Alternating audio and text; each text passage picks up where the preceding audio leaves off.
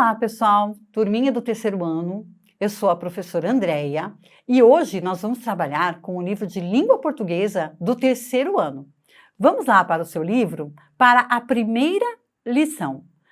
Virando a página, vamos procurar aqui então a lição 1 do seu livro, que tem como título Parlenda.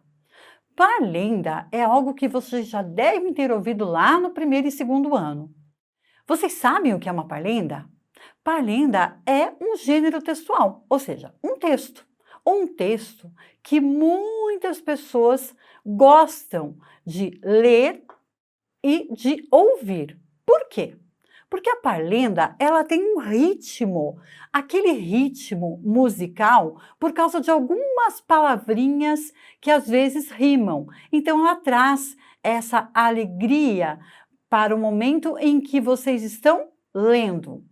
Além disso, a parlenda, ela é um texto que sempre passou de geração para geração. Mas o que é isso, professora? Passar de geração para geração? Bem, vamos dizer que eu tenha lá a minha vovozinha. A vovó contou para a mãe aquela parlenda. A mãe contou para a filha aquela parlenda. Então a parlenda, ela faz parte da cultura popular, ou seja, do nosso folclore. E ela também faz parte da brincadeira das crianças. Muitas crianças adoram, enquanto estão brincando, cantarolar, porque a parlenda, ela também serve para cantarolar. Vamos então agora ler a parlenda que vocês têm aí na lição 1. Ou melhor, vamos cantarolá-la. Por quê? Porque ela traz um certo ritmo. Vamos lá? O sapo não lava o pé, não lava porque não quer. Ele mora lá na lagoa, não lava o pé porque não quer. Mas que chulé! Vocês observaram que esse tipo de texto, ele traz esse ritmo e nós conseguimos cantarolar no momento em que estamos fazendo a leitura? Por isso que as parlendas, elas são tão gostosas de ler e muitas crianças gostam desse tipo de texto. Observaram também que o pé e o chulé são duas palavras que têm sons muito parecidos? Então, nós dizemos que ali são rimas, que trazem esse ritmo musical também para a parlenda.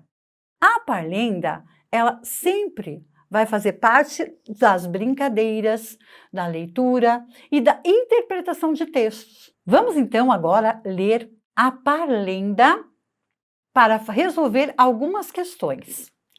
A parlenda tem como título Cadê o toucinho que estava aqui? Cadê o toucinho que estava aqui? O gato comeu. Cadê o gato? Foi para o mato. Cadê o mato? O fogo queimou. Cadê o fogo? A água apagou. Cadê a água? O boi bebeu. Cadê o boi? Está amassando o trigo. Cadê o trigo? A vaca espalhou. Cadê a vaca? Foi para o brejo. Vocês observaram que em toda a estrutura da parlenda, ele vai contando uma situação em relação ao toucinho? Então, ele começa a história com o toucinho e termina com a situação da vaca. Agora vamos, então, resolver a questão número 1 sobre o texto.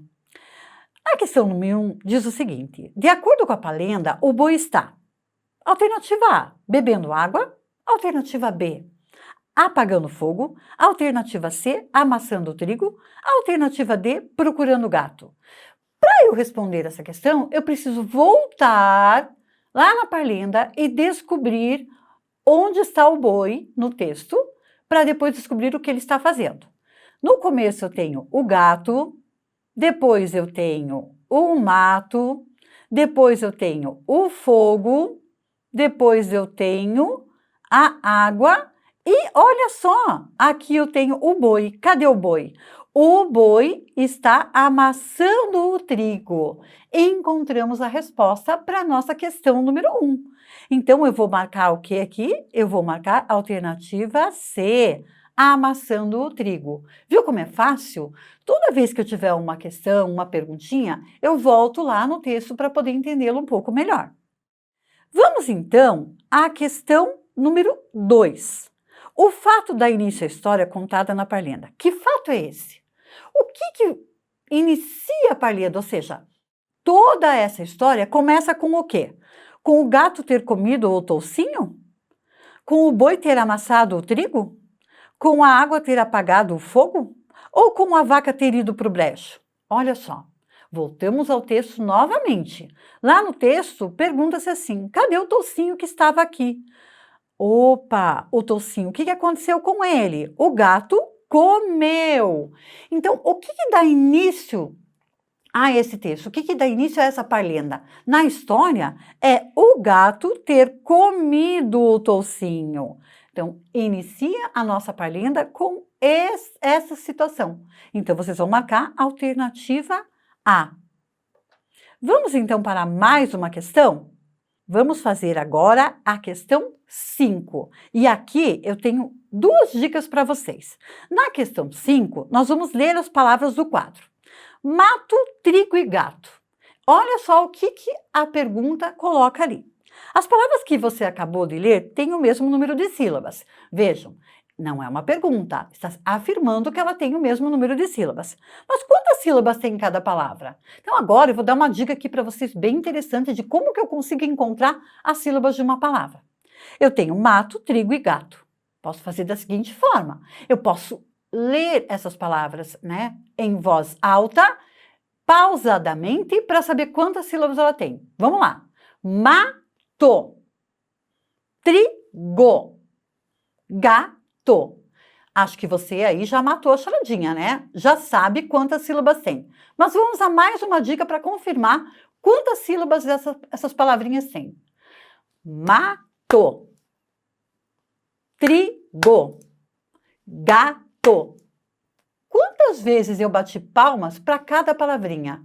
Olha lá. Mato, trigo, gato. Quantas vezes? Eu bati 2? Eu bati 3 palmas? Eu bati 4?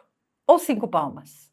Quem respondeu 2 acertou. Alternativa A. 2. Tanto para mato, quanto para trigo, quanto para gato. Vocês aprenderam hoje também como que eu posso contar o número de sílabas nas palavrinhas. Ok, pessoal? Então, ficamos aqui por hoje. Vocês vão resolver as próximas questões e nos encontramos na próxima aula. Tchau!